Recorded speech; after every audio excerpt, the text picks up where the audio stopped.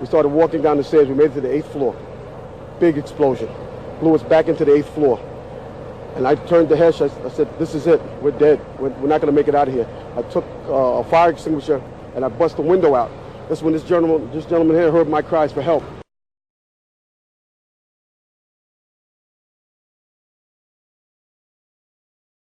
Hi, my name is Barry Jennings. I'm 52 years old. I've worked for 33 years at one location. When the Office of Emergency Management did an activation, they always included our locale. And what they did was monitor the emergency. They actually coordinated the emergency through several agencies. I received the call shortly after the first plane hit. I got there. I had to be inside on the 23rd floor when the second plane hit. Upon arriving into the OEM EOC, we noticed that everybody was gone. I saw coffee that was on a desk. Still, the smoke was still coming off the coffee. I saw half-eaten sandwiches, and only me, Mr. Hess, was up there. After I called several individuals, one individual told me that to leave and leave right away. Mr. Hess came running back in and said, we're the only ones up here, we got to get out of here. He found the stairwell. So we subsequently went to the stairwell and we're going down the stairs. When we reached the 6th floor, the landing that we were standing on gave way. There was an explosion and the landing gave way. And I was left there hanging. I had to climb back up, and now I had to walk back up to the 8th floor. When I made it to the 6th floor, and there was an explosion. The explosion was beneath me.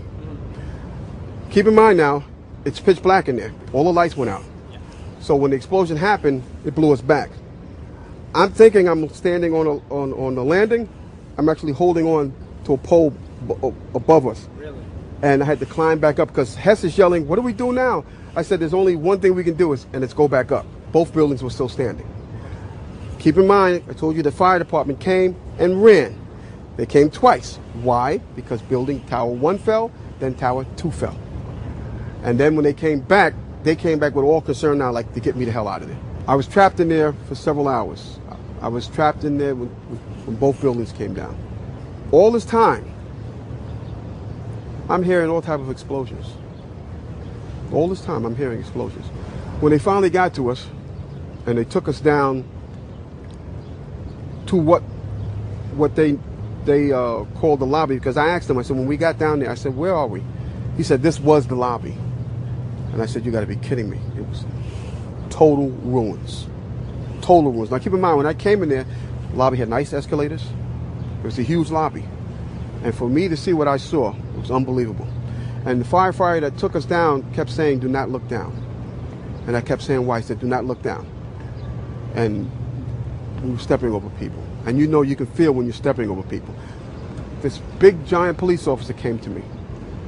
And he says, you have to run. I said, I can't run. My knees are swollen. He said, you're going to have to get on your knees and crawl in. He said, because we have reports of more explosions. And that's when I started crawling. And I saw this guy fall behind me. And his comrades came to his aid. They dragged him to safety. I'm just confused about one thing, and one thing only.